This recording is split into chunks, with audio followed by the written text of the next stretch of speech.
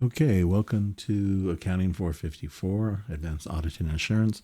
I wanted to go through and make sure that we were clear on all of the different requirements and sort of the timing of all of the necessary deliverables. So let's take a look at, first of all, what is expected as far as being evaluated for this course. There's going to be 4 exams, 100 points each, quizzes, 25 points each. Most of you who have taken my 450 class, I think everyone, knows that the quizzes lead into the exams. Homework, there's a certain amount of homework per chapter. There's 12 chapters, 10 points per typically 10 points per chapter, so 120 points overall. But usually I have a threshold. We'll talk about that a little bit. And the additional thing that we didn't have in 450 was that we have this additional textbook. And it's written by Kleichman. That's a sort of a history of different types of fraud in the U.S. economy over time. And I think it's an important thing to read about and know about, maybe not all the details. As far as the content, let's talk a little bit about the philosophy of the content. Remember in 450, we covered all of the basics. The first four, we talked about 4 phases in an audit, and you have the introductory phase where you're doing all the assessment of risk and whatnot, and setting up the actual audit, and then so those were parts 1 and 2, and then parts 4 was actually writing up the audit, and that left a big gap. Part 3 or phase 3 of the audit, which is actually doing all the testing procedures for the test of controls and the test for balances. And so what we go through in the advanced auditing course, which on the title I just have listed it as Audit 2. I don't know if it's advanced. It's just the rest of the auditing book. So it's just like, Principles 1 and 2. I almost think it should be Audit 1 and Audit 2. The Kleichman and Zeff readings. The reason why I have the Zeff readings is there are 9 parts to Kleichman. We have 10 students. So I added a supplementary Zeff reading to make up 5 part. There are 10 parts for 10, 1 part per student to read and report on. Well, you're going to read all of the parts and you're going to do a presentation on 1 part. Now, one of the things that I have sort of increasingly been adding to the audit curriculum is that more and more we hear from industry about what are the things that they find that students need more help with as far when they come out of school. And for the most part, they say their technical skills are really good, and that students are still good learners. It's that they have difficulties with maybe 2 areas. One is sort of written and oral communication, and the other one is context. They just don't have a sense of the history or the context of all of the things that they're working on. So with the Kleichman and Zeff readings are sort of to target those 2 areas. What I'm looking for these readings is, first of all, not for you to memorize every last thing. We're not going to be testing on the readings, but I want you to just have a chance to go through. And I realize a lot of you are going to skim parts, and that's fine. But if you go into audit, or even if you're in a regular CPA firm and you just happen to talk to auditors, there are going to be some instances of big fraud that you should just have the context for. Just like, I don't know if previously when I taught case study courses, we did a case study on Enron because it feels apropos that an accounting major going into the industry would have some idea of what happened during Enron and all of the fallout. A lot of our accounting rules now stem from Enron and Sarbanes-Oxley. So it's that sort of thing. It's trying to be a little bit more experiential, so giving you some context. And the other part is I would like you to do some writing and some actual oral reporting on the different parts. We'll take a look at that here in a little bit more in just a second. Let's talk through the outline that we've got going here. So delivery, I'm going to obviously keep supplying chapter outlines. I'm going to keep supplying chapter videos. The Kleichman and Zeff, you have those. I have posted the second article, the second part of the articles. There's 2 Zeff articles that go hand in hand. And then you have the Kleichman book that's online. And we'll do the online presentation as synchronous online. So I have a couple of Tuesday nights set out for our normal, which is our normal meeting times. And we'll do the Kleichman presentations and discussions during those times. Now, obviously, I understand only the person that actually needs to presents actually needs to be online. But, if more of you want to be online, that'd be great support just to watch other people, that sort of thing. But I'm at least requiring each of you to be online with me once during the semester. Deliverables, the audit textbook, 4 quizzes, 3 chapters each. I've kind of broken down questions and whatnot. So there's going to be 8 questions per chapter on the quiz. So that's 20, so if each quiz and each exam is going to be over 3 chapters, 3 times 8 is 24. I will add one more random question to make it 25 questions. And so 1 point each is 25 questions.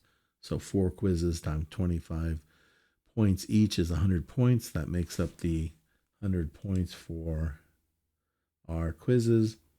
With the exams, there will be 4 questions randomly selected from each chapter. So you can see of the 8 questions that are in the quiz, I will select 4 of those as being exam questions, and then I will add 4 new questions per chapter. So we end up with 24 questions.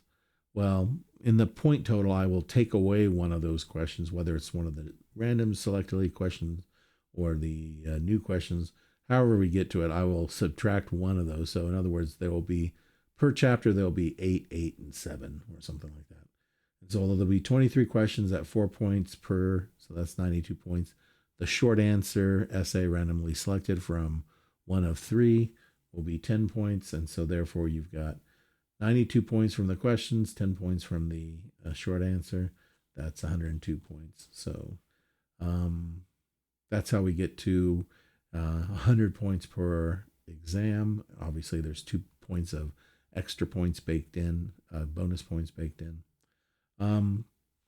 Chapter 12, homework. I don't know why I used the total homework points of 130, because there's going to be 120, right? 12 chapters, 120. But let's say the threshold is 110 and you completed 92 points of homework, then your would be 92 out of the threshold, 110, or 81.8. And anything over, if you got over the threshold, it's bonus points. I don't know why. It just seems sometimes students stumble on the fact that there are going to be more homework points than 100. So therefore I need to make it a percentage, Anyway, Kleichman and Zeph 5, I'm going to actually have to change that. There's actually 10 executive memos, but they're going to be grouped into 5 groupings is what I was trying to say. In other words, each time you submit a set of memos, that'll be for a group. And then there will be one online presentation that each student will have to be on, not one chapter, but one section. So let's take a little look at those things. First of all, the sign up is here in the discussion area. You can get to the discussion area through discussion. What I have done here is an online chapter report. Please sign up for the dates to do your online chapter report and reserve the slots in the order that they are posted. So just keep a look at the posts. If someone else is taking your time slot, then you have to sign up for something else. So it's going to be a first come, first serve basis. The reason why I use time slot 0 is because I could just foresee a situation where if I did 1, 2, 3, 4, 5, in other words, time slot 2 is Kleichman part 1. I could see someone somewhere messing things up. So time slot 1 is Kleichman part 1. Time slot 2 is Kleichman part 2. So it just matches up. And you notice that we are starting on Tuesday, March 18th, and we're doing it for those 5 Tuesdays. So this is the first class after spring break, leading up to 2 weeks before the end of the exam, end of the term. So we're kind of putting these things a little bit later.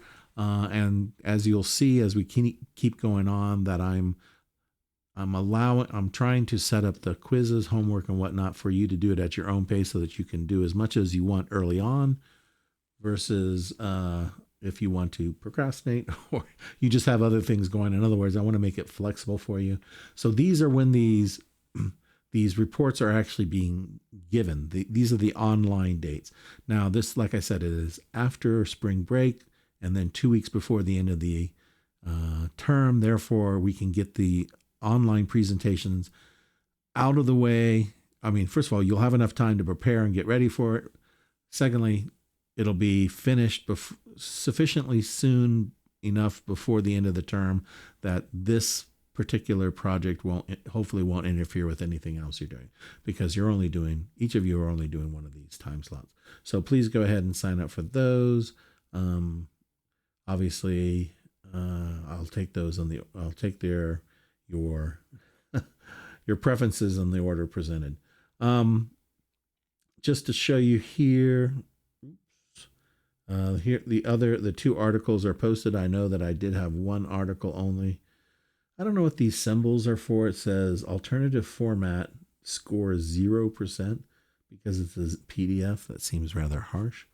But whoever does the first, time slot number 0, right? Time slot number 0 is going to be the two Zeph articles.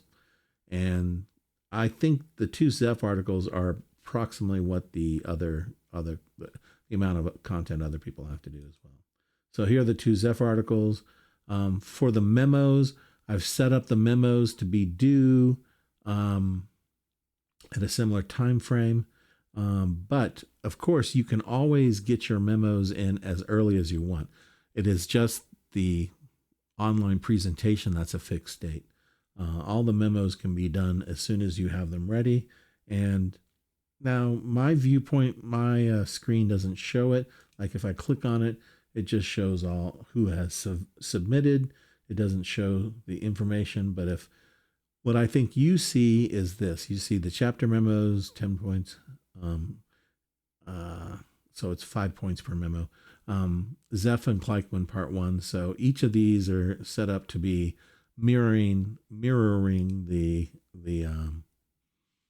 when we're doing in other words, I would like the March memos by the time we do the March presentation, or the time slot 0 and 1 presentations, and those should match up pretty closely. 18th, 25th, April 1st. Yeah. So, but like I say, the online presentations are done on a certain day. You can do the memos at any time. Now, I will mention that your first executive memos that you submit, I would wait a small amount of time between you submit the first ones and start submitting the subsequent ones, because you will want to see my feedback on your first one or two, so that you have an idea of what I want to see going forward. Now, for all of the executive memos, I will post a guide on what I want you to do and how I want you to do it, and what information I want you to include. And so all of that will be supplied. But once again, I think it's worthwhile. Submit one, get my feedback, and then you can go as fast as you want with all of those. As far as the Kleichman, there is a link to in the content area. This is the one that we're looking at here, right? So if I went back, see here, this is just the content section. The first section here is ebook. Well, it's both ebooks. You click on that, it brings you to my courses. You probably don't have this one. Here, we're going to go call to account. That's the Kleichman book. And what I want to point out to you is one of the mistakes that someone did last time is that, let's see, can I make this bigger? Yes. Is that when I say you're doing a memo on part 1 includes chapter 1, 2, 3, 4, and 5. Now you can see that is about, between chapter 12 and 39, that's about 27 pages. Each of these are a little longer. They're typically around 30 to 35 pages, right around there. Like this one is 34, this one's 36, This one is 31. This one's 36. So somewhere, in the mid 30s, 30 to 30. Well, I guess there were a couple of 36. And just realize that encompasses several chapters. So when I'm asking you to do a report, I'm asking you to do or a memo. I'm asking you to do a memo on these 5 together because they go together as a 5. As you can see, it's part 1, birth of a profession. The second, all these other chapters are the profession's principal problem, these sort of things. So just be aware that when I'm asking you to, chapter memos, right? When I say chapter memos, and I'm saying Zeph and Kleichman, well, there's 2 articles in Zeph, and there's 5 chapters in part 1, right? 1, 2, 3, 4, 5. So just make sure you are doing the right content when you're getting ready for that. If I go back to this, so this kind of tells you what I'm testing on, how I'm going to test it, but we really don't have a lot of information on the timing, and that's what I want to show here now, is that I've been thinking about it, and due to the ongoing problems, I'm still not, I still get a lot of, it'll be okay, my internet will be okay for a little while, and then it'll completely be out for an hour at a time. It's just too unreliable. So what I'm thinking about doing, and I think it's also probably good for most of you, is that I'm going to set this up to be, some of it's going to be synchronous. Obviously, the online presentation is the synchronous part, but a lot of it's going to be asynchronous. A lot of you, this may be one of your last classes before you graduate, or it's a filler class. And so it's also good practice for me to set up good asynchronous classes, because my other class my other online class I'm teaching, Accounting 360 Information Systems, is an asynchronous class. So having both of them sort of being developed the same way works out for me, and I think it should work out for you. And as far as, are you going to miss the online synchronous explanation as I go through all the chapter outlines? I'm guessing the video of me going through a chapter outline is probably going to be just as good. I mean, you'll miss all of my great jokes and all of my digressions as I talk about movies and sports. I mean, that's certainly going to be, a big loss for you. But I think you'll probably manage. And if you ever want to come by and talk sports and movies, well, just come by my office hours. Okay, so here's the timing. Now, what I'm doing is, first of all, rather than have sort of structured, I guess, exam times throughout the term, what I'm going to do is I'm going to say, as soon as I post the 3, so if I look here at this one, as soon as I post the chapter outlines for each three chapter grouping for an exam, I will then post the quiz and the exam for that. So for like here, I've just posted the first outline, but I have the second outline almost finished, and I'll post the third one here quite quickly. So by, say, this weekend, I will have posted the 3 chapter outlines for the first exam, and you can take that right away. And I will leave it open. I will leave it open from as soon as I post the chapter outlines and then post the quiz and exam. I will stagger the deadlines to be sort of at the end of the term. Now, I could have made all 4 exams due on the last day of class or something like that. But as I say here, for your safety, now some of you will set out your work, your time management and your work time to work on all these things correctly. But to save some of you, and I used to be one of those people too, I've had problems with procrastination, that I'm going to schedule let me work backwards. I'm going to schedule exam 4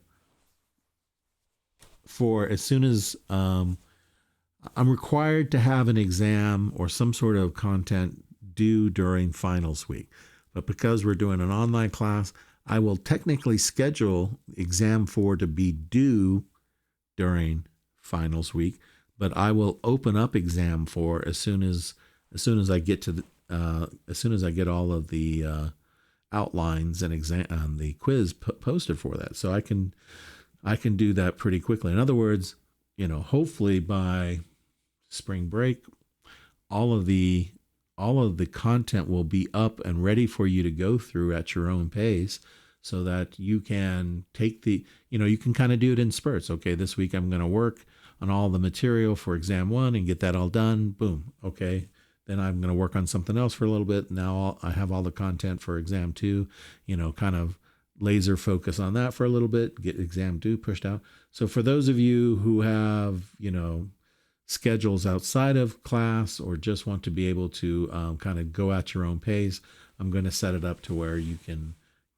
either do the exams as early as I can get the material up, or as late as these dates. Now, so what I've done is, if exam 4 is scheduled to be due the last day of the exam week, May 9th, well, then I'm going to back up 2 weeks for each exam. And like I say, for your safety, so that if I put all the exams 1, 2, and 3, and 4, I'll do at the same time, and just said, make sure you pace yourself. Invariably, there's going to be 1 or 2 people who do not pace themselves. So I have instilled a little structure, but the structure is still set out to where, hey, you should be able to, a minimum of 2 weeks necessary to get all the material done for the textbook and the quiz and the exams. So there's all that. You'll notice that the couple of extra homework things that I've done, that I've posted, that I've actually posted them as due April 30th, which is the last regular day of school. So that also saves me a little effort. Not saves me an effort, but I don't think that the late submission thing works correctly for some of these homework portals. When they say, yes, you can say, here's a due date and here's a minus 20% for late submission. Well, if I just make all the homework due on the last day of class, then you either do it or you don't do it. And there is no late submission. So I'm going to do that for all the rest of the homework. Is I'm going to post all the homework as soon as I can. Here's some of the other things. So let me just finish up with this. So the exam 4 is technically due during finals week, but you can get it done as soon as I post the required material. So those of you who want to get through this course and whatnot can. And then backing up 2 weeks from that, that's exam 3, April 25th. Exam 2 is due by April 11th. And exam 1 is due by March 28th. But like I say, as soon as I get the material up, and the idea is to get all the material up by spring break, is that you can go through as fast or as slow as you want. The Kleichman, these are the dates for the memos, and also the dates when, let's see, I think those are the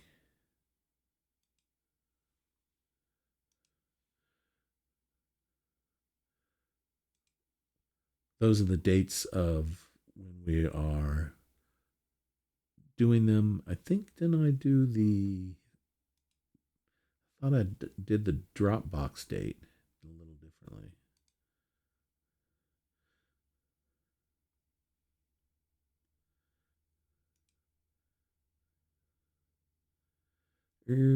I guess that's fine.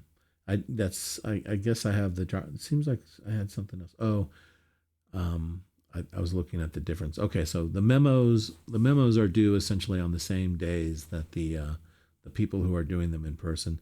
And I do want to point out that, let's say you selected, time slot 2, Kleichman part 2. Even though you're doing an oral presentation of that, you still also have to write up the memo. So you'll be writing up 10 memos, 5 points each, 50 points. The presentation will be worth 50 points. So in this part of it, it is, you can see in the Kleichman assignments, 100 points. 50 points worth of memos, 50 points, 5 times 10 memos, 50 points, 50 points for the presentation. And that should be all of that. And, it's not to make it too onerous. It really is, there are some things where some parts of any sort of syllabus that are there for you to memorize rules and make sure you get 100% right. And then there are some things that are experiential, where you just need some context and you need some practice doing that. And so that's what I see, the writing the memos. getting better at writing and being able, the idea of the executive memo is to take a bunch of information and condense it into a good summary format without and some analysis involved in this. And like I say, when I do the guide, I'll explain a little bit more. Too often people just say, well, this happened and then this happened and then this happened. No, you want to extract, is there a analytical thread going through all of these examples that the book gave? Can you come up with your own summary and then maybe use some of those things that happen as examples of your analysis? And so this executive memo is to get you better, give you some practice at being able to, write, because your boss doesn't want to hear all the things you did when you came to your conclusion. They want kind of a good, concise idea of some of the things you encountered, some of the things you thought, and here's your conclusion, or here's your analysis. They don't need a book report, And so the memos are not book reports. They are sort of a good condensed version of your analysis presented correctly. And I think that's going to be a good example. And also the oral presentation is also sort of that same thing, is to practice speaking, at least in front of one person, me. Other things that we've got going on here, I want to say, let's continue on with this list here. So 2 weeks in between the exams for your safety. Quizzes and exams will be posted as soon as each grouping of 3 chapters are posted. I'm posting them after the outlines. I will then follow up with videos where I'm talking through the chapter outlines, but you don't need to wait for the videos if you don't.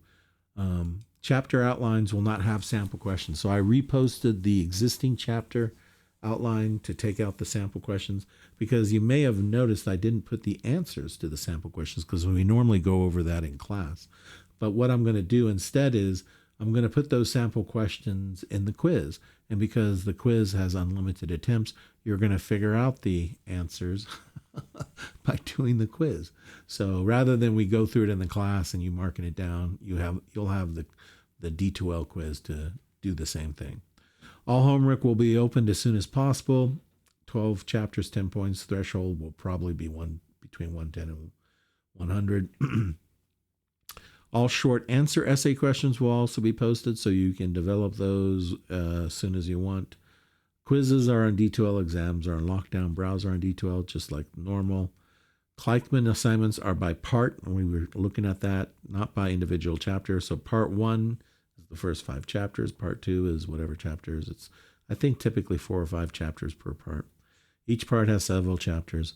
The ZEF has two parts, ZEF 1 and ZEF 2. I'll post a guide for writing the executive chapter memos.